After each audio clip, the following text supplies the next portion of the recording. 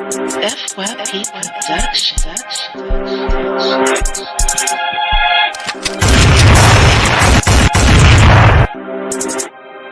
She fell in love with the bad guy, but she loves my intentions. And nothing feels better than the moment we're sinning, no. Nothing feels better than the moment we're kissing. I'll say I'll love her for forever, in the morning forget her. She was raised under money, growing up she couldn't see the poor. Save my number in her phone under me or more. Look me in my eyes and ask what I need her for. So in this game of life, she just might keep a score. Darkness is clouding my judgment. Marijuana clouds cause the loud is so pungent. But me, I haven't touched a drug since that Trader White. I live my life before the fight like I'm Dana White. The block is hot like that boy band with Nick Lachey. Hold my heart in your hands like a Fabergé. Precious. We was young, dumb, and reckless. Living like the devil couldn't catch us. Life. And we are live, ladies and gentlemen. Thank you for returning. If this is your first time, allow us to introduce you to the YSO Podcast, a podcast by the youth, for the youth, being a voice of the youth by giving a voice to the youth. You dig? And yeah, as you can see, we had to come with yet another virtual episode.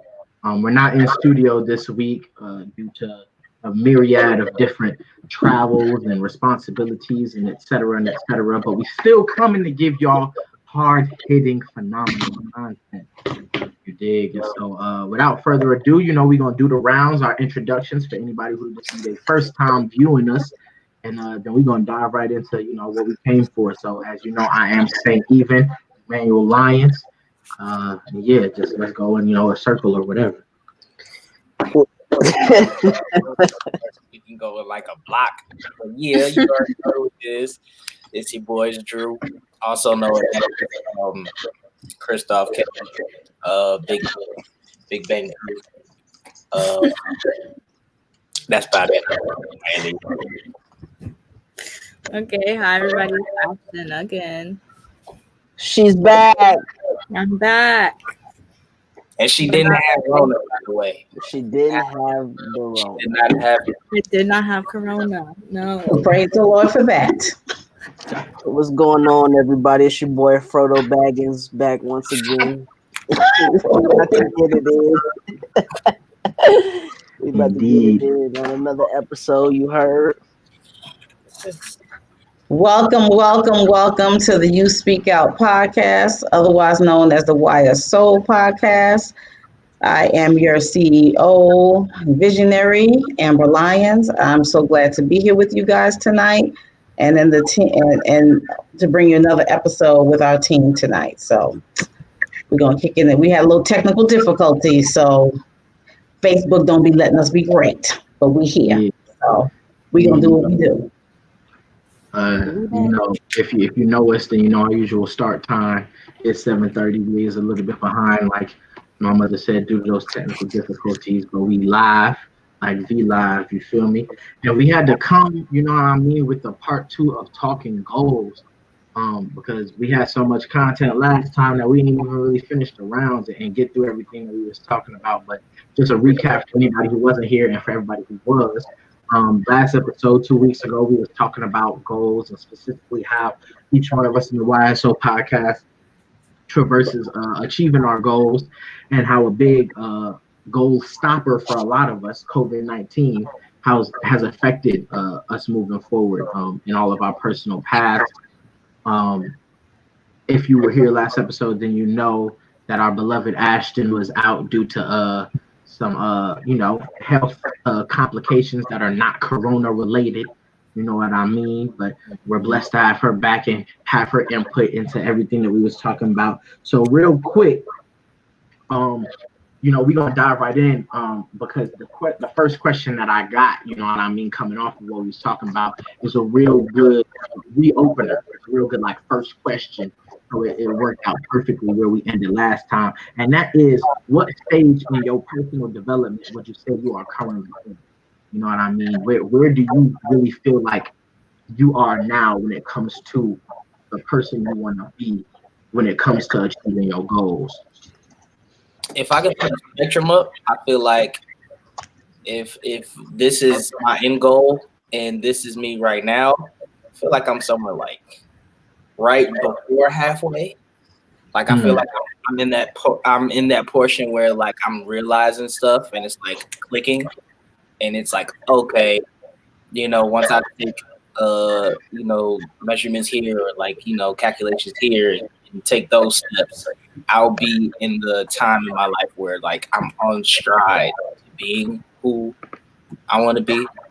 So I feel like I'm like right there, like 30 to 45% somewhere in that area. Okay. 45, 45. 32, 45 is somewhere. Yeah, I can. 32. Big Grace, big. Those are very specific. 32, 45. Very I just feel like I'm like a lucky breakaway. Like I feel like all I need is the opportunity, just to get my foot in the door, and then from there, it's just a matter of taking advantage of the opportunity that's presented. So I just feel like if I had to, where am I? So yeah, I just feel like I'm just a opportunity away, just a lucky break here, or something happening there, just for me to be able to get the opportunity. I just feel like that's where I am right now.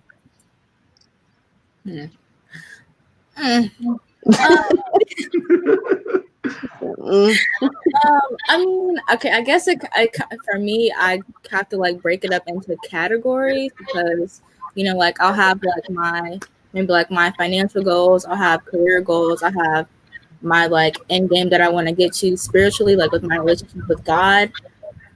And right now, those are all not doing that great. If I'm being they're just not.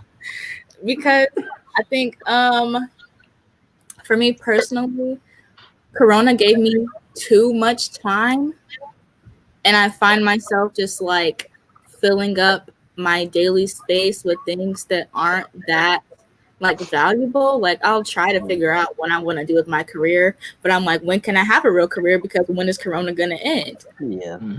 So I'm like, I don't know, like when I can actually put all the things that I want to do into actual like physical practice. So if there was like a measurement, I would say maybe I'm like 25% there because I have an idea of where I want to be, but they're not yet like actually being put into action. So okay. Yet another question I asked that I didn't think of my own answer. I think in some ways I very much relate to Christian's answer, where I feel like all I need is opportunity. But they say when opportunity and preparation meet, that's when success, that's what success is. And I think that the preparation is definitely there on my end and my part.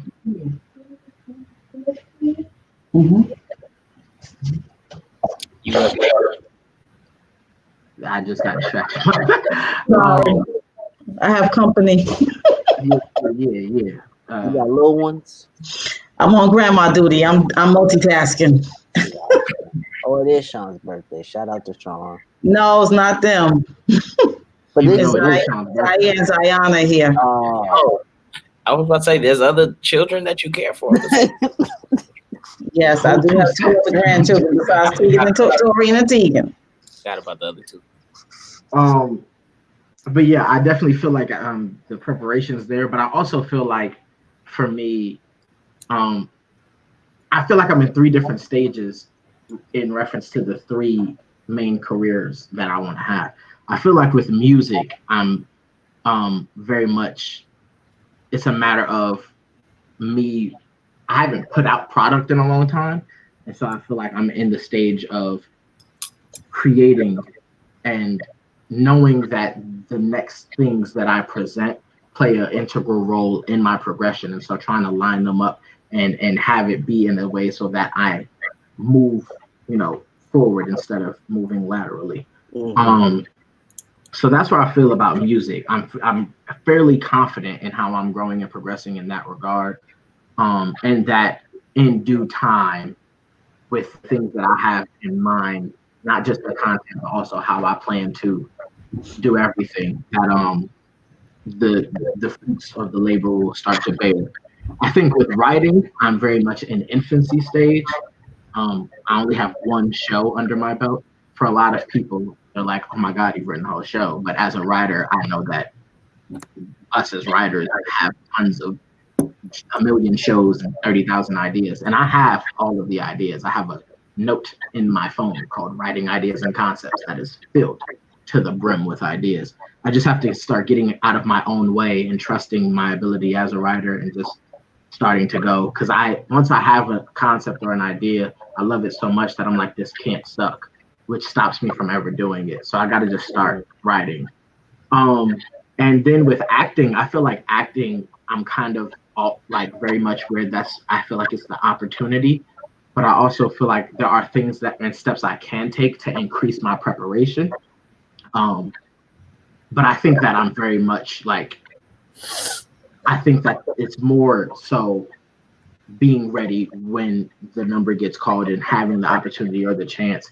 And that's just difficult right now because of there's not lots of new development with COVID. Things are starting to get back to form. Shows and TV and movies and stuff are starting to shoot again. So, but theater specifically, which is like a great introductory, and where a lot of people don't know, but majority of people you see on film and television started in theater, is gonna be still quiet for a while, at least when it comes to live theater. So I feel like that one's the one where it's most just about opportunity. And so because the opportunities aren't gonna be presenting themselves for a minute, I'm trying to find ways to increase that preparation so that when it comes, I'm knocking it all the way out of the park and into the water on my Mike Trout. Yeah. It's a go right there. Indeed. Are you going to answer the question, CEO, or are you sending this one out again? Yeah, I'm gonna let y'all do this. All right, then. Well, Unless y'all just want me to answer. As far as goals is concerned, I feel like a lot of the goals that I've had, one of the things I will say is I'm definitely walking in my purpose. That is a given. I'm walking in my purpose. I'm walking in my calling. I'm walking in my assignment, spiritually, financially. I definitely have some more goals that I want to reach.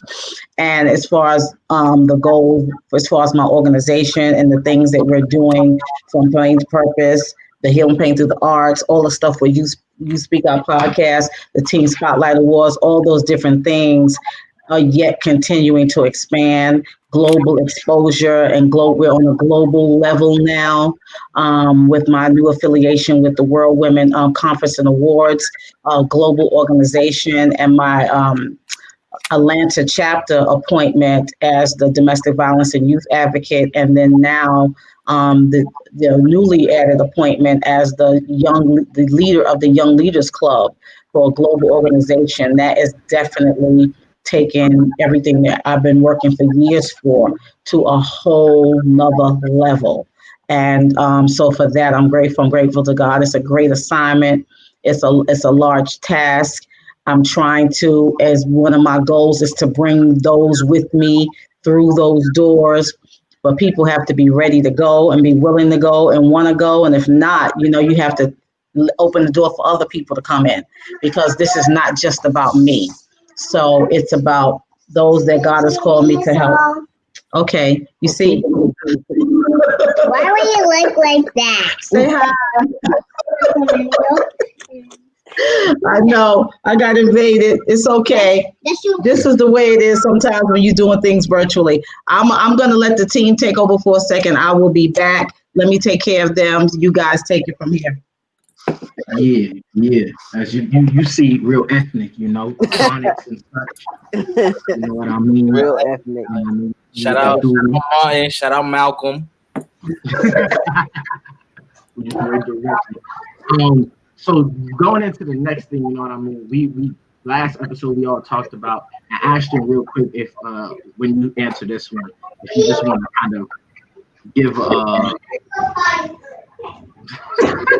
I'm in the same home, so I can hear the real life sounds. My bad.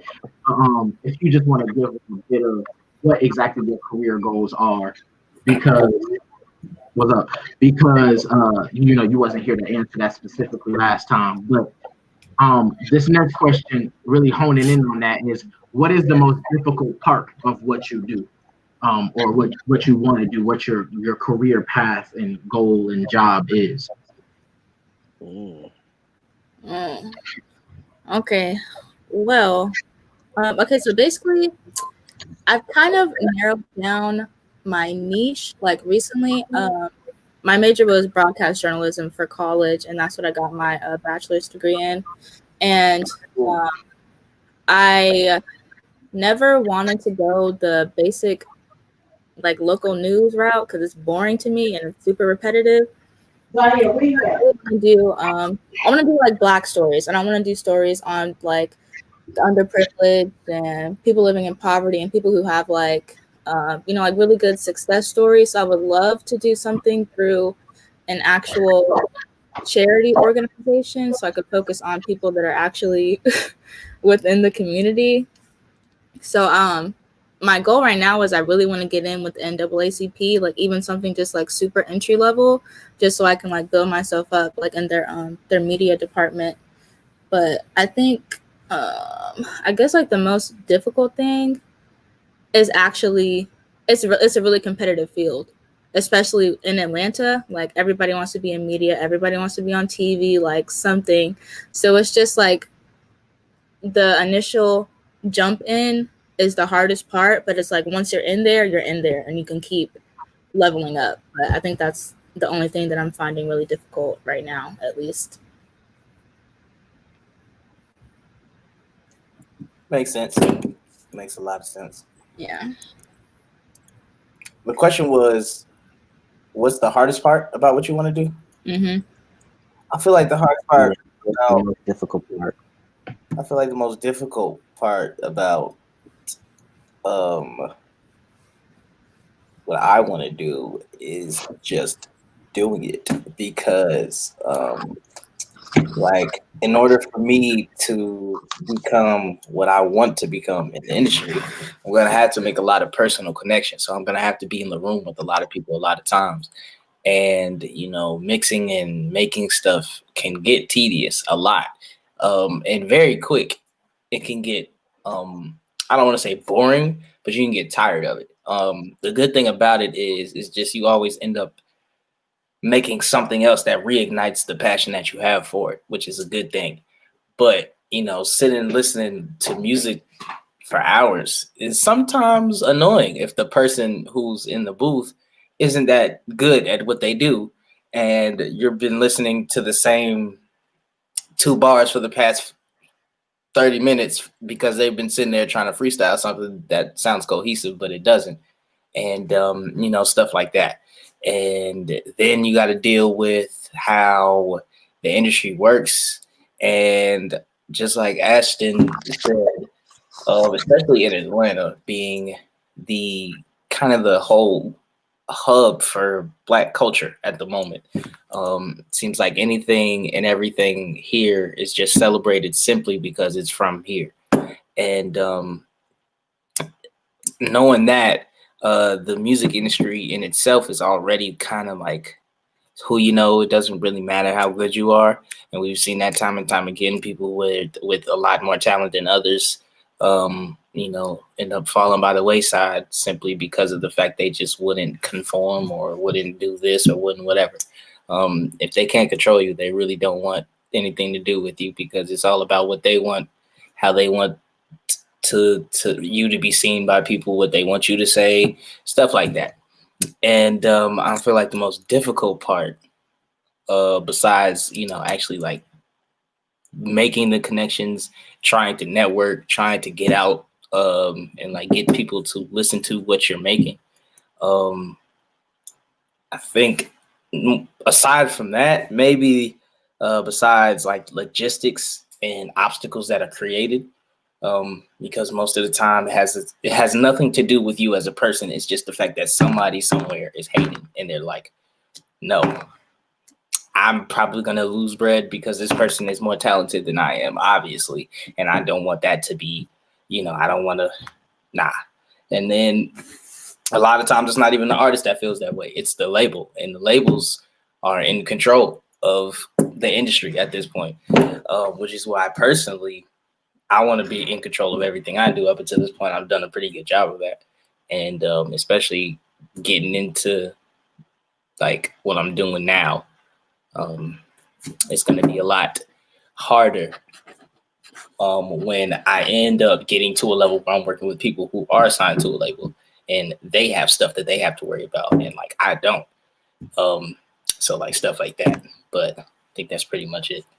I don't even know or care at this point about like film and all that other stuff, because I'm going to use my clout for music to weave through all that. Like, I'm trying to build myself up here so that way, you know what I'm saying, to get to this mountain and this mountain, it's not that far of a jump. So yeah. I have a question for you, Andrew. Do you ever think about like your sustainability, like once you actually get there? Because of course, like we all know that you're extremely talented, but we always see like these artists who have like that one like great song or a couple great songs and then kind of like fall off a little bit. So you ever think about that? Like Lil Pump. I've definitely, when I was younger, I always used to wonder, like, how can you make so many songs and never end up trying to do the same thing over? And that is like, I have thought about it, but like, I don't see myself like not being able to last. I'll say that, because it's weird. Like, I just know what sounds good. It's an innate ability that's been given to me. So like, I've been working on that, and it's like, I know the stuff that I'm making now will pale in comparison to what I'm making a year from now. So like, I'm getting better all the time, and I have a healthy appreciation for hip hop. So it's not like I'm doing this just because I want money. No, I'm doing it because I love it, and I just so happen to need money to survive. So this is going to be the way that I get it.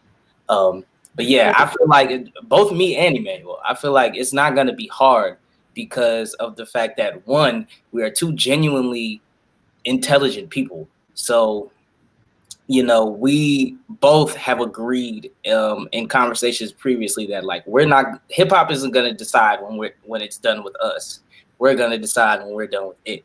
So like, in the sense that I'm going to drop albums up until the point I feel like, okay, I probably don't need to do this anymore, even though I still can. You know what I mean? Like, Andre 3 Stacks is somebody who like I admire so much, because I know if he dropped the album after a month of just focusing and making music, it'll be better than anything any of the people are dropping today. But he doesn't need to. You know what I'm saying? It's like, I'm sure everybody who's a fan of Andre knows that. And I feel like that's what I want to be. Like, people know what's up. That's it. They know what's good with what's up with us over here. You feel me? They're gonna be coming to me trying to get me out of retirement with crazy checks, and I'm be like, you had to add a zero, partner. Yeah, but there's already 5. You heard what I said. Another one. I can go. The question was the most difficult question, right? Yeah. Just want to make sure. Yeah. For me, I think there's 2 things that are most difficult about the path that I'm going on. One is people feeling like you can only do one thing, or to only do one thing, or the mentality of you have to do one before you can establish yourself as any of the others. That is probably not a difficulty of mine, but a difficulty that the field creates and that people create. But it's something that I know I'll have to deal with. I've already dealt with it. When I tell people what I want to do, they're like, well, which one do you really want to do? As if I said all 3, because I don't want to really do all 3. And so that's one element.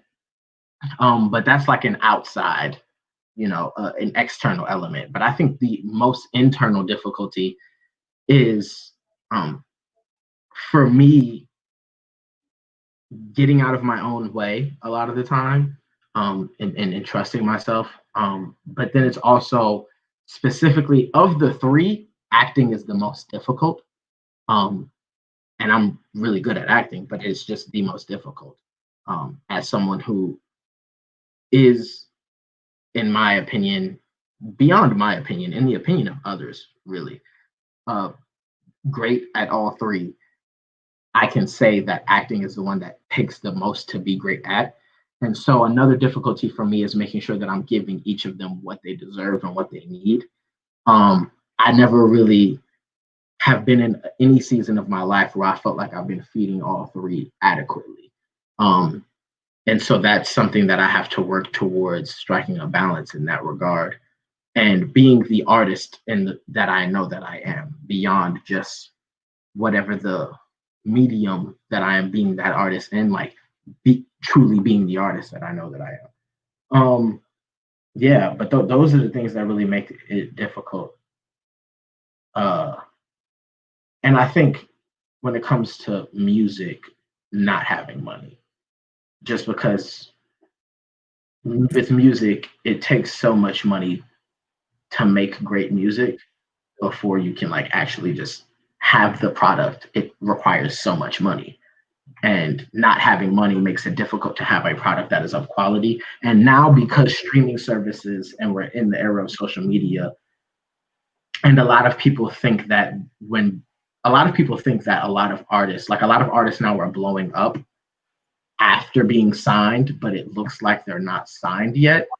So like people think like, oh, I'm being introduced to this artist and they're making the highest quality music. Their music videos are like really high budget, and they're like Instagram, and like their trailers and their pictures, and they're on the road, and their music quality is of the highest echelon. And people think, oh, well, they're doing it, naturally at that degree, but they're really not. And it's blurring the line. And so because it's blurring the lines, the bar is the bar. There's no more room for, well, you're coming up. Well, you're recording in the home spot. Well, you don't have, the bar is the bar. Meet it or be gone. And so when you don't have that machine behind you, it's harder to hit that bar. You have the content, you have great music or great rhymes or whatever the case may be, but there's so many other factors to making a great musical product, I'll say. And so that's another difficulty. But we work it. Yeah, definitely. We work it. I think the most difficult, I'm going to piggyback off what Ashton said, and I think it's just getting started, like getting the job per se. Like once you, because a lot of times, like some of these schools, they've had the same coaches for a number of years, especially if they're successful, then I don't see them relinquishing their spot. And if they do, they normally hire from within, unless you're already like a decorated coach. So I think that getting the job, number one, is the most difficult thing. But after you get the job, it's performing at your job. Like people just see, the lights, camera, action on Tuesday, Friday, or a Saturday, but they don't see the preparation that goes into it, the scouting, the game plans that you have to go over, the practice plans that you set up for the game plan so you can execute that on the game day, and then on game day executing the game plan that you've set in practice, that you made a practice plan. You know what I'm saying? So it's a continuous cycle of all of these different things. And as a coach, you have a whole bunch of things going on in your head: scenarios, plays, rotations, minutes. It's a lot of things that go into coaching the game of basketball. And then at the high school level, sometimes you're still teaching these kids the game, because in AAU, they're just out there running up and down trying to get a scholarship. They're not really trying to work on their game. So when you get them, you have to break these bad habits, and then you have to establish new good habits also, while trying to implement the things that you want to run during the season, or do some skill development, because maybe a player is not at the level that you think he or she that you think they can potentially be at. So I think there is a lot of difficulties when it comes to coaching, period. But I think the most difficult part is getting the job first. And then once you get the job, you have to be able to perform at your job. Because I think coaching, just like the music industry or the journalism industry, it's a lot like what have you done for me lately? And if you haven't had any current success, then they're like, well, what can you do for me? And they're looking for the bigger or better thing that comes after you. So I think that's why in the music industry we don't see a lot of longevity out of these artists, because we haven't heard from you in some years, unless you like the top 3 and you can drop and then disappear and come back, drop and disappear, because you already have your set fan base. But I mean, just like Cole said, you ain't heard from Lil Pump in a minute, so it's kind of like, well, did he fizzle out? So you know what I'm saying? So it's I think that's probably one of, if not the difficult thing about what I do. As you can see, viewers, we shoot for the stars over here. No simple paths. You know what I mean? Shoot for the stars, aim for the moon. Word to Pop. RP Pop Smoke. You know what I mean? We are absolutely on our grind for greater. PSA. So this next question is a little bit more fun. What is the biggest misconception about what you do?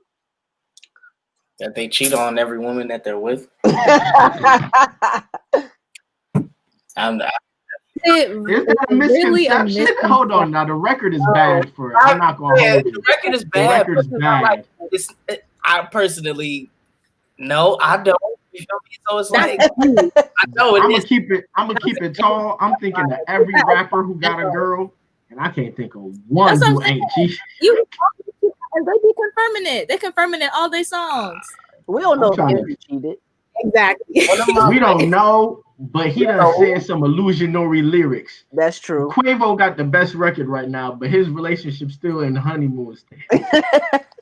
Wait till Sweetie start getting annoying, and then we'll see how he holds up. They've been together for like cheated. a minute though. My mouth shut, but you know. I saw Offset. Oh, Papoose. Papoose held it down while Remy was locked up. He is all about his woman. I will say that. That's he's true. a good. We got Pat. We got all Pat. about him. And I'd be happy to be amongst that company. If it's just me and Pat, I'll be fine. The list is not extensive. We don't know if Ye cheated. On Kim? But he's cheated before. Yeah, honestly, personally, I was like, he's just crazy in other ways. Crazy in other ways. Like, I have worse issues with him than him cheating on Kim. The fact that's offending. What is the biggest misconception? That's a great question. I don't know what yours would be, Christian. That's what I'm trying to think. Yeah, probably how people thinking it's easy. Do my job. Oh, that you don't do nothing but sit in office. Yeah, it's like you can't blame the coach for losing when your son walks down the court and turns the ball over every time. What do you mean? That wasn't in the plan. Yeah, that I didn't have no handle. And you're mad that I took him out of the game so he couldn't turn it over anymore? Would you not do the same, sir? Do you want to win? You know what I'd say another misconception is, though, about your job, Christian? And it's hard because you can only gauge being a good coach off of so much. But I think another misconception, and we see it in the NBA a lot with the fast turnaround of a lot of coaches, is that if your franchise is losing, clearly you are a bad coach. Hold on, I'm sorry. Hold on. Yeah, okay, I was gonna keep going past it, but I saw it. What's your real name? Yo, Ashley got a fan, yo. Jibber Nibber is showing love. Actually, I'm more than just one fan. Like I'm just glad they nibber and not another word that rhymes with it. Okay, this is weird. This is weird, dog. I wish they had a real name. It'd be less weird if we knew their identity. Yeah. That's crazy. But no, actually, Emmanuel, I agree with you. Just how homie from the Pelicans just got fired. Alvin Gentry, yep. Yeah, I don't think the Pelican struggles were necessarily his fault. Like he was very handicapped in what he could do with the minutes that Zion could play. So I mean, even though he was playing the minutes they allotted him to play, that he still got fired. I think it's because he didn't. Also was playing horribly. But and even coaches who are successful, like Coach Cal, I mean, is he really a good coach? Yes, he gets players to the NBA, but I think those players are already talented before they get to him. Like I think the year he had 2 starting fives with Devin Booker in them and went undefeated and lost to Wisconsin, like you can't lose that. You can't lose that. And I think even Coach K gets some flack about, and I'm a Duke fan. The past 3 years, we haven't won. 3 years, we haven't won, but we've had the number 1 recruiting class. Personally, in Coach K's defense, that is also your biggest downfall. You know, I knew a kid on a super team, played football for the 2017, 2018 Grayson 14-1 state championship team. I've had a conversation with the quarterback who was now at Duke. He went to Clemson, but he lost his job to Trevor. What can you do now? But he's a really good player. The kid was a starter when I was a senior. He was a sophomore. You talking about Chase? Yes, Chase. I had a conversation with him. I remember talking to him, and he was just like, yeah, it might seem like it's fun to have all of these 4-star, 5-star players on the same team, but then you got to remember, everybody got an ego. Everybody feels like they need the ball, you know. And then in the offense that scores as much as they do, if somebody feels like if somebody doesn't get the ball, they're going to be pissed regardless if they win or not because they use it. So, I feel like Coach K has to turn these kids from the superstars they are into like team players. And sometimes that just don't work out. And of course, they're not going to meet any team as talented and as good as them. And if they do, they're not going to be in their conference. So they're not going to see them twice a year. They're going to see them once in the playoffs. And so when you only see that once a year, late in the year, and you've never been tested like that, and you got somebody who not flinching at you just because you got all these big giants on your team, they start to feel like, it can happen. Like we get really, it might be a dub. And sometimes people get the best of people. But that's, in my defense, I've just seen it. And I remember when they played IMG was just like, we don't care who on your team. We are who we are. And sure enough, they came in there and showed them. And I was like, okay, wow, that was amazing. Yeah. So you could definitely tell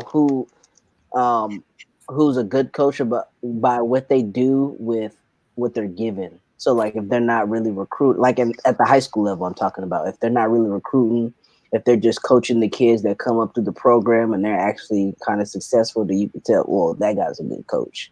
But I mean, in the same breath, you can also tell who's a good coach.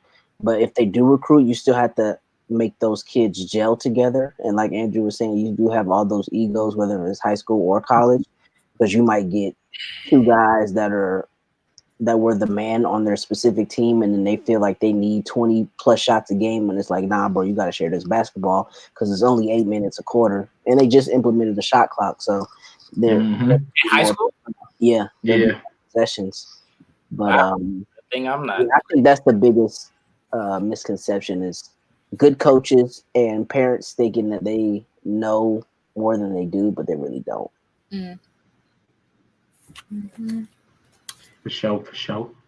I feel like for me, for reporters, it's probably kind of the same thing. People probably think that our job is easy because they just see like the end result on TV and they're like, oh, you just put together like a little minute-long video, but that minute-long video will take you like 10 hours to do because you have to hunt down people to interview, get people that are can actually speak on camera and want to be on camera and answer the questions like in a appropriate manner because there's all this stuff going on in the background. And then especially now, most people in the field do everything by themselves. So they're setting up their interviews, they're picking their topics, they're recording it by themselves, they have to do voiceovers, and then they still have to go back into the studio to anchor at the end of the night. So it's a lot. And they do this. When I was doing it at school, we had a week to do our packages, and I was stressed every week. But actual reporters have a day. Dang. 4 or 5 o'clock in the morning, and their editor is like, "Oh, it has to be done by the 6 o'clock show tonight."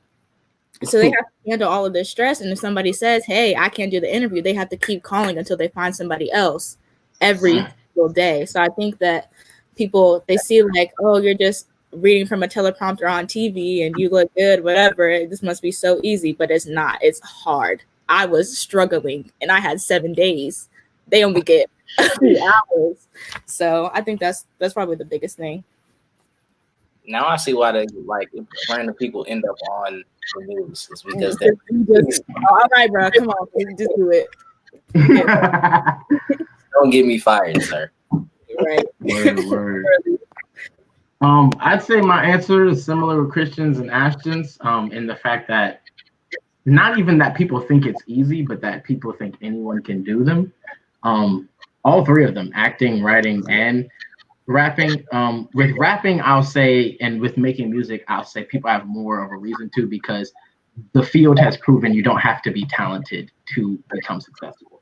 So now there's a lot of impassioned people who aren't that good, or people who are talented but don't have the passion. And I feel like those, like, I view them the same way. You're not good for the culture of music, but if you make it, you make it. And that's why I'm no longer in the business of listening to people's stuff and telling them to stop.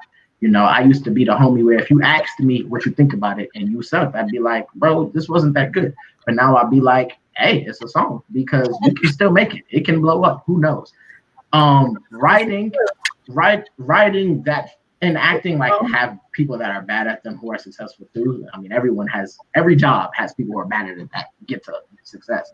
But I think that people oftentimes, because they don't require a degree, feel like it doesn't matter, even though majority of the actors they're watching on primetime television and in these blockbuster movies have went to not only school, but got their masters in what they do. But they're just like, oh, it's acting. And a lot of people think acting is just like lying and feeling or showing emotions. And those are two things that you should never be doing while you're acting, but people don't realize that. They're just like, oh, you can act, you're a liar. Like, that's not how good acting works, but okay. But you haven't done the diligence and the hard work to learn this the way I have. You know, you've learned your craft, whatever it is, and you've spent the man hours doing that and learning the history and learning how to do it properly. And I've done that with my craft, but you treat my craft like you can just do it on the weekend. And I treat yours like with respect, because I don't know rocket science. But, you know, that's just like probably the biggest misconception. Just anyone can walk into a room and start doing them at a high level. And that's just such a lie. People suck out here. I took an acting class in college, and it was the most stressful time of my entire life. I had to cry, and I thought I was gonna die. It's hard. It was not easy. I hated that class. I mean, it was fun, but at the same time, I hated it because I had extreme stage fright. I could never do this. No. I'm good in mine. Let me ask y'all a question. How do you balance your activities with your grind? The things that are going to continue to keep you moving forward in your craft, in your career, in your field, and then the actual grind of it. Being able to balance, time, balance commitments. How do you handle that? Because that's very important in reaching your goals. I'm gonna answer this, and I gotta dip because I got a recording session I gotta get to. I'll answer this pretty quick. The way I do that is the same way I did it in high school when I was playing football. I had to balance that in school, and that was the only two things that were really important in my life at the time. I wouldn't say the only two things that were really important. The two things that were priorities of mine. Because without school, I couldn't play football. So they went hand in hand. And it's with discipline, the same thing that you would do anything. I had to get up early to go lift weights. I had to be at practice after school, even though I didn't want to. You have to find the joy in those things because that's what's going to keep you moving forward. The people who hated practice didn't play good on Fridays because they didn't enjoy practice. They didn't enjoy the process of getting better at what you do. Every time I make a new beat, it's my favorite beat. Like every time, it never fails. It doesn't matter if it's good or bad. And when I go back and listen to it, and then I end up realizing, okay, this doesn't sound as good as this one, but it doesn't matter because in my mind, I'm still moving forward. I'm still putting that grind to the pedal to the metal. And when the activities, at least for me, the grind and the activities are kind of the same thing. Like for me, recording somebody is me practicing at the same time, like, you know, because if it's somebody different than my own, because I'm mixing my voice and Emmanuel's voice the most in my entire life. So it's somebody voice other than my own, I'm hearing something different and I'm hearing a different sound in my head and how I want to go with the vibe of the song or like however, whatever it is. So yeah, that's my take on it. Okay. Yeah. Okay, see you later, Drew. Bye. Peace out to Drew, you know, as he goes and, you know, handles the business, you know, chases bags, all of that jazz. I'll go into that question next because I feel like my answer has some similarities to Drew's, where as of right now, at this current point in my life, basically all I do on a basis is either like regular recreational activity or things that are dedicated to my grind. When I say regular recreational activity, I mean things like playing video games.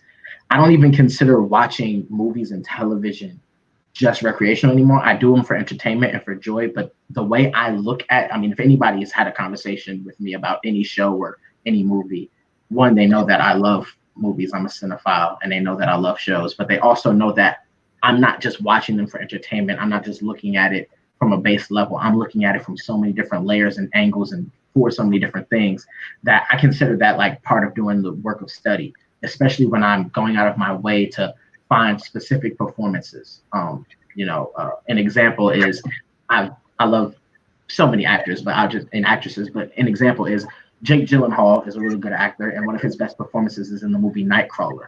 So instead of just being like, oh, I want to watch the movie Nightcrawler, which I do, I'm also watching who I consider a great put on a masterclass right before my eyes, because I'm not just watching a movie, I'm watching it from so many angles and so many layers to gain as much from it as I can moving forward.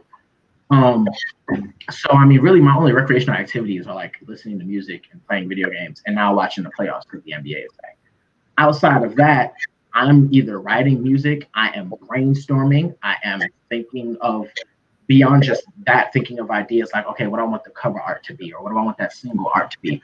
Ooh, an idea for like a trailer or this, that, and the third, or writing a poem or writing a piece or getting ready to start writing on my show or a movie or editing or whatever the case may be. Those are the things that are taking up a lot of my day-to-day man hours. I'll have more to juggle when I have more outside responsibilities like a job. But at this point, I'm able to dedicate a lot more of my hours to the grinding part where it's the behind the scenes grind before everyone gets to see the polished act or whatever. But even beyond that, even beyond just the stage I'm in now with COVID and all of that, throughout high school, throughout college, I think my best way of balancing that was always recognizing within myself that working towards whatever my goals are is not like time that something I have to do. You know what I mean? It's something you have to do if you want to get there, but not looking at it from that place mentally. And I'm just grateful that I never really had that mentality. But even when I got into times where I did, not wanting to go to rehearsal because it's just bogging down on you mentally or physically or whatever the case may be, looking at those as opportunities of growth and looking at them as times to play with your passion and not feeling like it's an obligation. I gotta grind to get where I want to be. Yeah, I gotta grind, but if I find the joy in that grind and the beauty in that grind and the fun and recognize what that is and how great that opportunity is, then it's easy for me to lend so much more of my time to it. And I feel like that's for me the easiest way to strike balance, because whenever I'm not doing something that is literally taking my attention, like schoolwork or being in class or a project or whatever the case may be, then I'm giving my heart and attention to the grind. So yeah, just to piggyback on what Drew and E said, I think you have to find a balance, and then if you are doing something that goes with what you're wanting to do, then the grind isn't really considered a grind. It's you're doing it to get better at your craft. So when I was working as an undergraduate assistant in college, I had the schedule of a basketball player. Like, we have practice, we got film sessions, we got team meetings, coaches meetings, and then when we travel, we leave the day before or 2 days before the game. Or you get there a day before, and then you have you eat breakfast, you eat lunch, and then you eat dinner on the road. And then you have shoot around on the road, shoot around at home. So you're juggling all of these things, and then you also have to balance being in school as well. So me being an undergraduate assistant, that was my job, but then I also was a student as well. And then after I graduated, my first job out of college was a substitute teacher in Henry County, but I was also coaching basketball, and we practiced in the morning at 6 a.m. So I was getting up at 4:45 to leave my house at 5 o'clock in the morning to get to practice, to get to the gym by 5:45, 5:30, excuse me. And then after practice, I still had to work a full day. Or some days, we won't have practice, but we'll have film sessions after school. Or if the guys want to get some extra shots, since I was the assistant, the head coach wasn't doing it, so I'm having to stay. And I don't live close to Henry County; I live an hour away. So all of that, I guess you could say, was the grind, but it was helping me get better as a coach, as a developer of players' talents and stuff like that. So I didn't really view it as a grind. I just viewed it as me getting better at my craft by helping these kids get better at their craft. That makes sense. I feel like mine is kind of the same. Like, I feel like my whole life, just because of how my mom raised me primarily, she always taught me to be super independent, and she intentionally did not help me with a lot because she wanted me to know how to do it for myself. So by the time I figured out what I really wanted to do, I just purposefully involved myself in a lot of things that revolved around that career path. And especially when I was in college, I already had a full-time job, full-time class schedule. So I already had to balance a lot with that. And then adding on being a reporter and anchor at school every week, we had hard deadlines. We had to do everything ourselves. So it kind of just made me more diligent, I guess. Almost like I didn't have a choice but to do it. And it helped that I actually really liked it. So I didn't feel like I was strained. And I guess now, like, it's like I barely even have to balance because I have nothing else to do anyway. Like, I'm working, but I'm working from home. I'm sitting at a desk in a basement. So I can still absentmindedly be working on anything else I want to do. Like, now I'll sit and record myself just reading something random just so I can practice like my voice on camera and how to do voiceovers, and I'll play around with editing and stuff like that just so I can like keep myself sharp for whenever the world opens back up and I can actually do what I want to do. But I don't think it's difficult. It's not that difficult. I mean, it's easier now, if anything. Okay. So when you guys are or were more busier, how did you keep track of your stuff by? Do you use calendars? Do you use alarms on your phone? What do you guys do? What do you mean? Or just keep everything in your head? Everything in my head. I don't write nothing down. What do you mean keep track of your stuff though? Like your commitment. Yeah, I guess just like scheduling and responsibilities. Like if you schedule to do an event in a month or 2 weeks, you could easily forget that you committed to that on that particular day and time if it's not somewhere in a calendar, on an alarm or something like that. So how do you keep track of those things? Like you just keep everything in your head, and because the busier you get, the easier it is to double book yourself, to forget commitments, to not realize you committed to this when you committed to that. And as young people that are entering into career paths and stuff, it's so many different tools that you have available to you: Google Calendar, Outlook Calendar, all these different things. So I'm just wondering, do you guys utilize those things, or do you just be where you got to be and know you got to be there? Or Well, when I was in college, we had a thing called Remind. So she was always, reminding us of the activity that we had to do at what time. And then in high school, I was just on the set schedule. Tuesday, Friday, Saturday was game day. Monday, Wednesday, Thursday was practice, and it was always at the same time. So see, something like that is easy because it's at the same time. That like church. On 10 to 12 on Sunday, you're committed to running the social media ministry, your audio and visual at Spirit and Truth Worship Center. So you're not going to block nothing for that time. Right. But your other times when there's other things going on, I didn't know, like for your generation, do you utilize those tools? Like if it's something outside of that I may possibly forget, I might write it down somewhere or put it in the calendar. That way I won't forget it. But when it comes to things when it comes to basketball, I won't forget.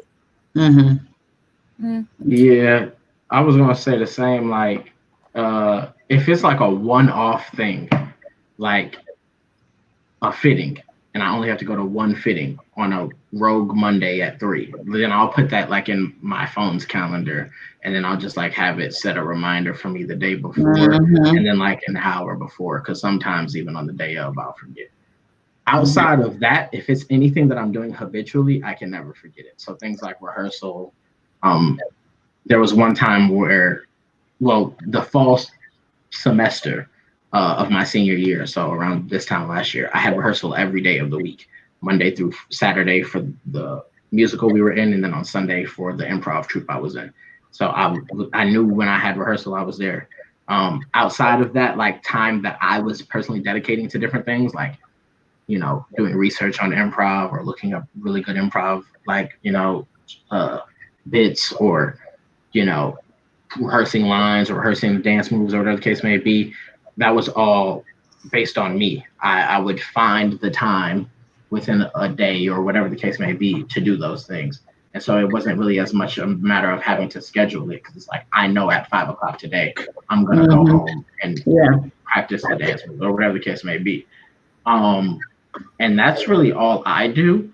I know some people who are organizer junkies, and everything they do is in a planner that's color coded and fonted away and XYZ. I can't live like that. Doing that, I've learned, like, a lot of people just like, if you write it down, you won't forget it, and you're more dedicated to it. And that's just never been me. Like, I've tried a planner, and I was just like, writing this down does nothing for me. Like, I had a set time for homework, and I was like, that time would come, and I'd be like, you're a piece of paper, you can't tell me what to do. Video games.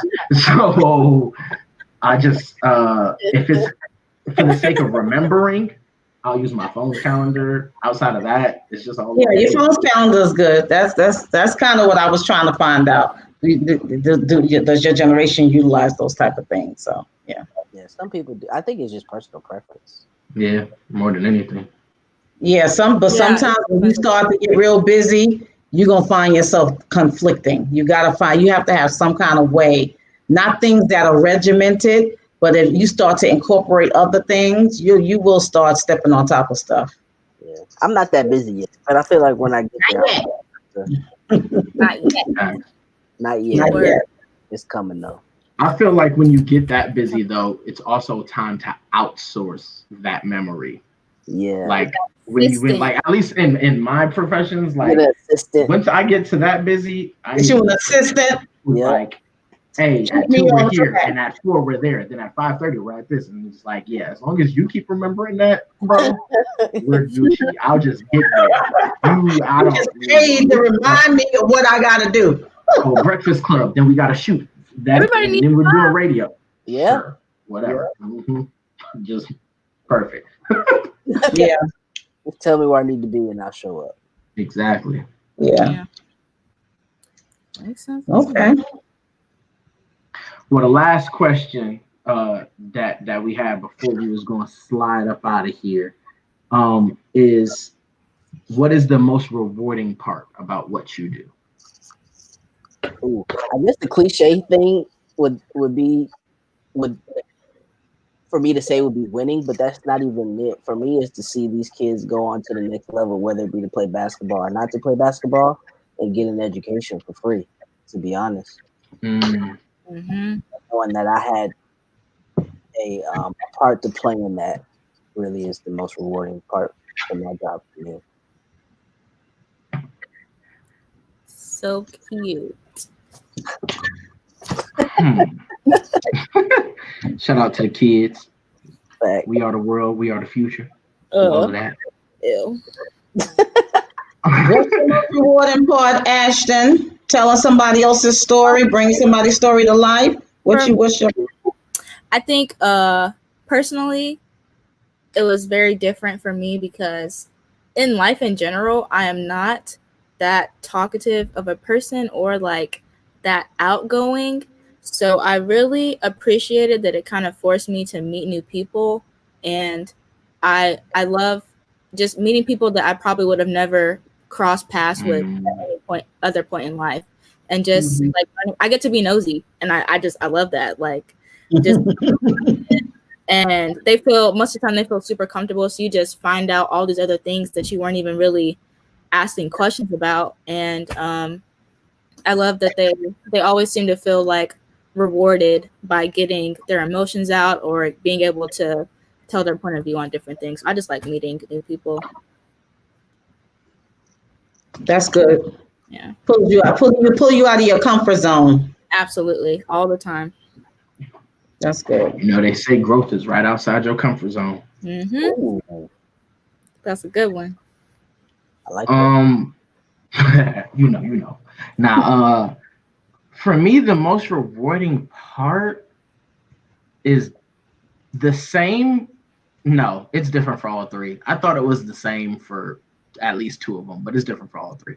For music, for me, the most rewarding part is, most plainly put, my music potentially having the effect on someone else that other people's music had on me.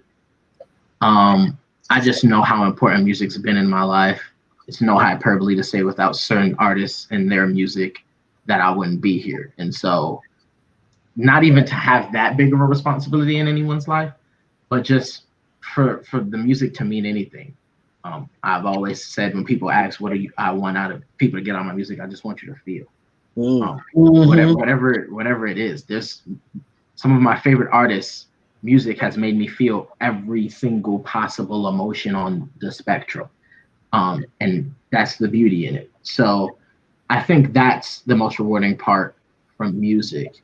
The most rewarding part in writing is bringing a story like to life. Because I feel like even though people feel like the acting is when it's brought to life, it's really brought to life on the page. It reaches another level when the actors like are bringing it to life in that way. Because the actor's job isn't to bring the story to life, but the character to life. But I believe that when you are a writer, you bring the story to life. And I know for me personally, just these things that are just nuggets in my mind, a question or a sentence or an idea, a name will pop into my head, a title, whatever the case may be. And then to just watch them develop and become a whole product and a story. And for a lot of them, stories that people can find some type of resonance with. I think that's the most beautiful thing and most rewarding part of that. For acting, this is going to sound shallow, but the most rewarding part for me is putting on a great performance. And that it's because of how difficult it is to do that. especially when you're getting great writing, it's great material, great complex, real characters, great story, captivating dialogue, everything. If it's the full shebang, it's so much work for you to do justice and do a great job by the screenwriter or playwriter's words and vision. And so to do that and to do an amazing job, and for people to recognize that, but even beyond people, the times where I've been able to see myself on camera, because most of my good performances have been on stage, so I couldn't see them in real time. But to see myself back and feel a sense of I did a great job. And knowing that that's not me being full of myself, but that is what it was. A lot of that with the validation of others, but also just you feel it a little differently. It's not mental, it's almost spiritual. That's just the most rewarding part of acting for me, just doing a bomb job. Yeah. I support. Mm-hmm.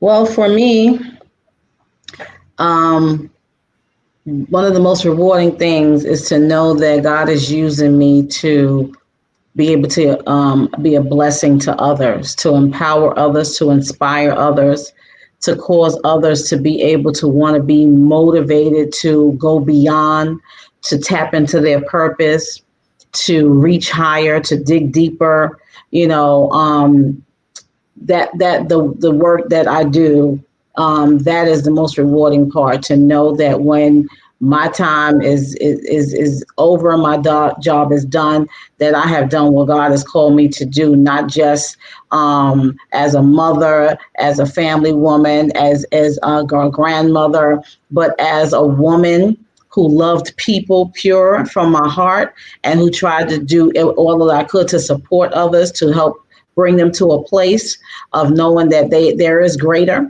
you know, and to be able to, you know, connect people with resources that possibly, you know, I don't have the opportunity to provide myself, but to give them an opportunity to do something greater in their life. So that's what gives me, because I love people. I'm just a people's person. I love people.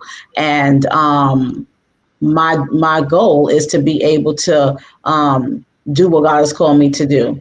So even if it is, you know, praying, to be able to empower people through prayer, to be able to lift somebody up through prayer, to support someone through prayer, to touch somebody where they're hurting through prayer. It doesn't have to, you know, of course, you know, we look into the big stages to go around the world and all that kind of stuff. But even going in my secret closet to be able to pray for somebody and to lift them up before the Lord, those are the things that actually give me joy, to know that God is using me, and that it's not, you know, that my purpose is being fulfilled in the earth. So that's what gives me joy, you know, to be able to do those things. So,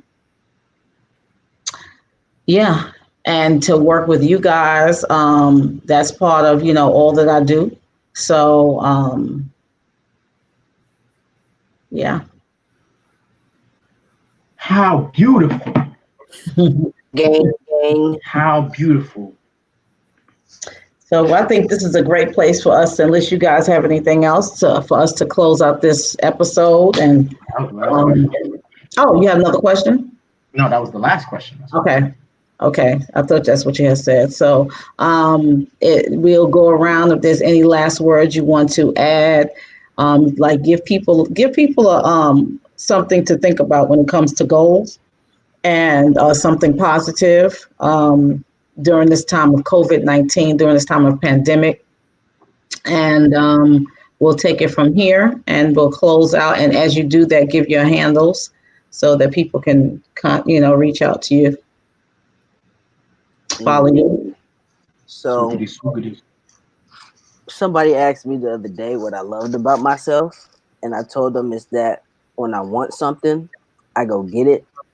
And I know that if I didn't get said thing, if I'm not upset that I didn't get it, then I didn't really want it that bad. So my advice for all of the people in my hearing would be, if you want something, you work your tail off until you get it. And then if you get it and you're not satisfied with what you got, then you didn't really want it that bad. I think that's how you'll know what you're passionate about. And so yeah, that's my little gem for the day. You can find me on Instagram at _CB03. My handle's right there. Twitter, Coach_Buck03. Facebook, first and last name Christian Buckmeyer. And every other Thursday, right here on the YSO podcast. This is Samwise Gamgee signing off. You got a lot of aliases. Oh my gosh. That good old Tolkien. Okay, well, something positive. I'll just say something that helped me to actually achieve some of the goals I have were to start small. And I kind of started out like I made like a daily goal, a weekly goal, like a monthly goal, a year goal. It may sound a little bit excessive, but it just helped me. I think for me, writing it out on paper and actually like visually seeing it helped me to kind of streamline it. And I heard somewhere, what is it, like dreams or goals with deadlines or something like that. So just also in the midst of Corona, don't be discouraged. I found myself discouraged because I didn't know where my life was going anymore because we've been sitting on our booties for 6 months. But Jesus is gonna be okay. Eventually, I don't know when.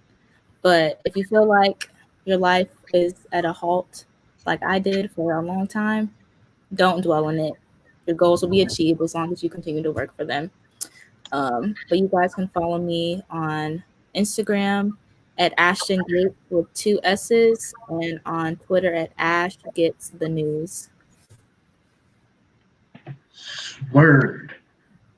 A little nugget. Interesting. I'd say this is like 2 things, but it's I guess really one. And it's that it's very difficult to have the discretion of what you want for you and what's like really ordained for you, or what you really should have, or whatever the case may be, what's really in your purpose and whatnot. And so I'd just say try to like be sensitive to, you know, life and really pay attention to what's meant for you. A lot of people say like what's meant for me will come to me, and I don't believe that's true, but I believe what's meant for you, you'll always have the opportunity to have. I don't believe it'll naturally just fall out the sky. Sometimes it will, and sometimes you got to bust your butt for it. But if it's meant for you, the opportunity to have it will come before, you know, you leave here, I believe. So just, you know, be keen to that. But also, you know, I'll give you a piece of advice that Will Smith gave, and it's that if you can't get over the fear of doing something or the fear of failing, do it scared. That's the biggest piece of advice that I've been trying to apply to myself recently. I've been held back by all these fears and inhibitions, and you know, a lot of us, especially as creatives, but a lot of people in general, we say we're perfectionists. That's just an excuse to stay stagnant, or to even while doing, to never complete, and that's never the goal. So as scared as Courage the Cowardly Dog in every episode, still do it. With that being said, you already know what it is. It's your boy Durag Mastodon, Emmanuel Lyons. You can find me on Instagram at The Even Saint or at Lyons_Emmanuel_. Follow both of them, because you never know where I'm going to drop what content. And so that's the best way to be tapped in. On Twitter, you can find me at RIP Lyons. You can stream and download all of my music wherever you do music at. Just whatever that is, search Saint Even. You can find me on Facebook at Saint Even. I think that's all of my things. And yeah, shoot for the stars, aim for the moon. Word to Pop. Rest in peace to Wu. Lord have mercy. Okay, thank you all of you guys for your inspirational words. My inspirational word is not going to be an inspirational word because I think you guys gave some good feedback. I'm going to wish a very, very happy birthday to my son in love, Sean Thomas, on today, who jumps in and checks us out on YouTube every so often. Sometimes he'll come through and drop a little nugget for us and just say, something, let us know he's watching. But today is his birthday, and I just want to shout him out. And he is also, him and his wife, Naquana Thomas, they are also the podcast. They're the ones who power our podcast through Let's Add Mics LLC, the digital portion of our podcast. So we certainly want to recognize them, shout him out, wish him happy birthday, long life, live long and prosper. And you can find me, Amber Ann Lyons, or Amber Lyons on Facebook, at Amber Ann Lyons, on Instagram at Amber Lyons. You can find the podcast on Instagram at YSO Podcast, on Twitter at YSO underscore podcast. And you can also find From Pain to Purpose on Facebook at From Pain to Purpose. You can find us on Instagram at From Pain to Purpose, on Twitter at Pain to Purpose, and also please go follow our YouTube page. Hit that the bell, subscribe, and follow. We got some great content out there. So follow us From Pain to Purpose, INC. You have to put that so that you'll get our page and our channel. So that's follow us, connect with us. Again, as we always say, we have our t-shirts for sale, our YSO t-shirts. Connect with us and get you a t-shirt, help support the cause. We are doing phenomenal things to try to work, with the young people and to give them a platform and a voice. And there's some things that we need to do to raise funds for, to be able to take this podcast to the level where we know that it's going to go. So on behalf of Andrew Buckmeyer, who is our co-host that had to step away, you can find him at _skip-to-my-shoe on Instagram. Anybody know any other his other handles? Anything else for him? His Twitter is. Yeah. And if you want to listen and download any of his music, wherever you do that at, search Christopher Knox with a K at the front of it and X at the end of it, in case. Okay. Thank you to everyone that joined us tonight. Thank you so much to everyone that tuned in. It is always our honor to have you with us. With that being said, we'll see you guys in 2 weeks. Thanks for your engagement on tonight with our podcast team. Stay safe, stay vigilant, stay up, stay prayerful. Bye. Good night. Good night. FYP Production.